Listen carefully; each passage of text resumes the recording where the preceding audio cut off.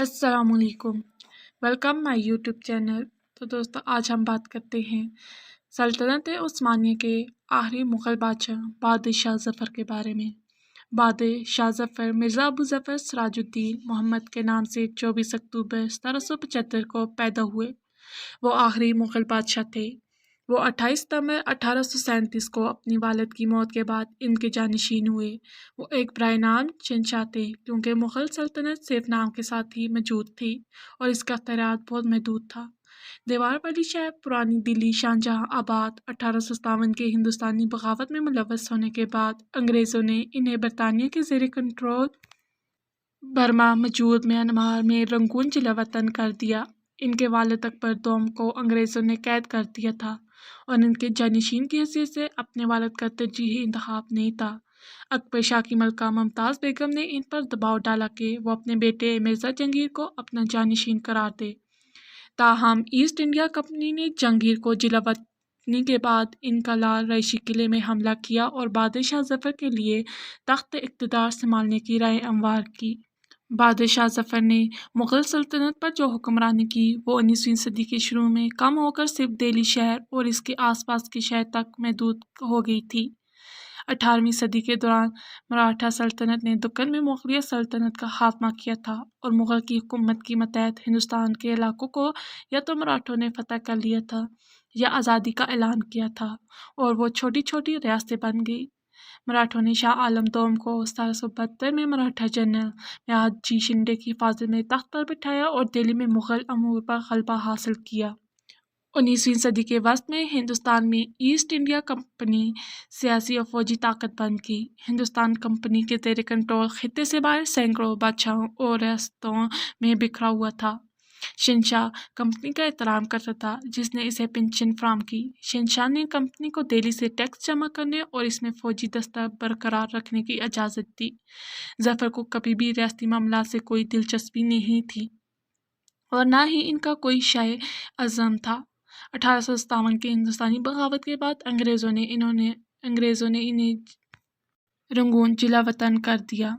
بادشاہ ظفر اردو کے ایک مشہور شاعر تھے جنہوں نے متعدد اردو غزلیں لکھی۔ اگرچہ 1857 کے ہندوستانی بغاوت کے دوران کی تخلیفات کا کچھ حصہ گم ہو گیا تھا یا تباہ ہو گیا تھا لیکن اس کا ایک بڑا مجموعہ بچ گیا اور اسے کلیات ظفر میں مرتب کیا گیا تھا۔ جیسے ہی 1857 کی ہندوستانی بغاوت پھیل گئی، سیاسی رجحانات دہلی کے مغل دربار تک پہنچی۔ ظفر کے مذاہب کے بارے میں غیر جانبدارانہ نظریات کی وجہ سے بہت سارے ہندوستانی بادشاہوں اور حکومتوں نے اسے قبول کیا اور ہندوستان کا شہنشاہ قرار دیا تھا۔ 12 مئی 1857 کو ظفر نے کئی سالوں میں اپنے پہلے باقاعدہ سامعین کا انعقاد کیا۔ اس میں متعدد سپاہیوں نے شرکت کی۔ جب سپاہی بادشاہ ظفر کے دربار میں پہنچے تو اس نے ان سے پوچھا کہ وہ اس کے پاس کیوں آئے ہیں کیونکہ ان کے پاس ان کو برقرار رکھنے کا کوئی ذریعہ نہیں تھا۔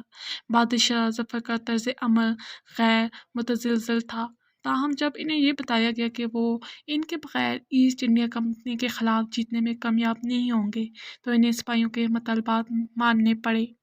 16 مئی کو سپاہیوں اور محل کے نوکروں نے 62 یورپی باشندوں کو ہلاک کیا جو محل کے قیدی تھے اور جنہیں شہر میں چھپایا ہوا نکالا گیا تھا۔ بادشاہ کے روکنے کے باوجود محل کے سامنے ایک پیپل کے درخت کے نیچے ان کو پھانسی دی گئی۔ پھانسی دینے والوں کا مقصد جو ظفر کے حامی نہیں تھے انہیں اس قتل میں ملوث کرنا تھا۔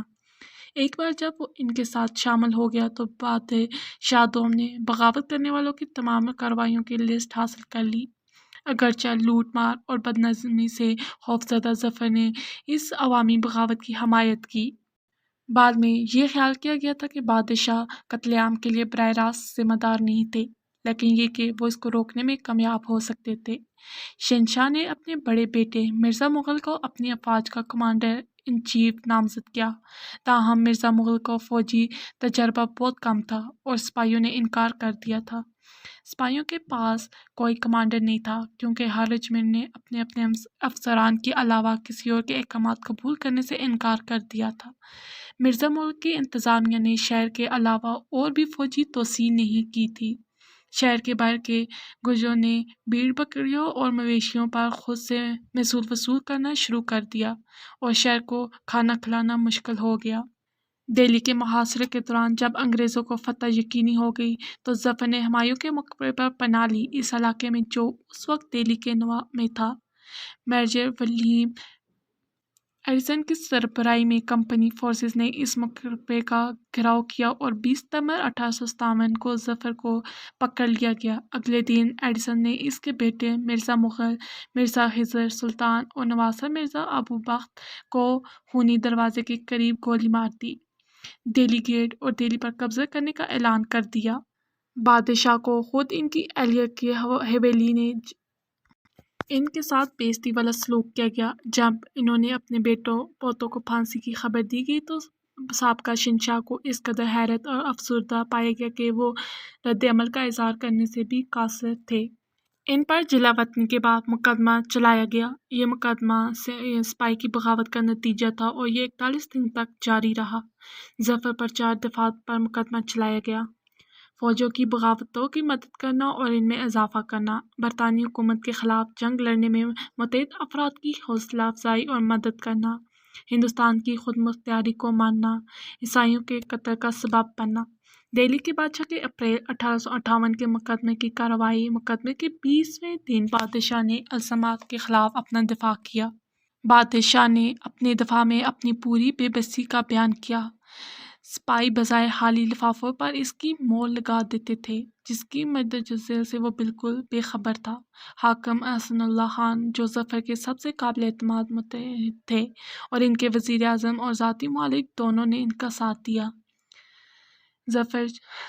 ظفر کو چھوڑ دیا اور حکیم احسان اللہ خان نے اپنے لیے معافی کے بدلے اس کے خلاف ثبوت فراہم کر کے بادشاہ کے ساتھ غداری کر دی۔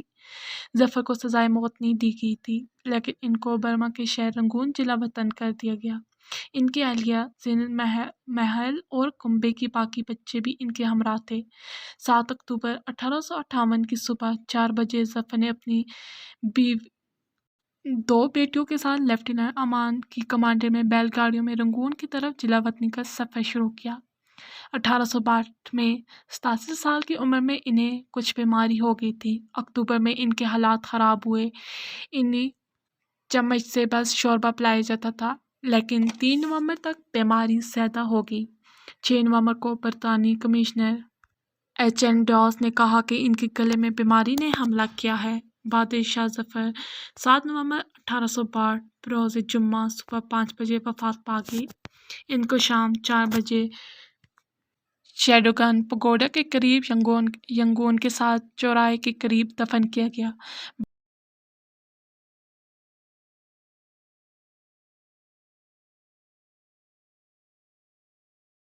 بادشاہ ظفر کا مزار 16 فروری 1991 کو ان کی قبر کی بازیابی کے بعد وہاں تعمیر کیا گیا تھا۔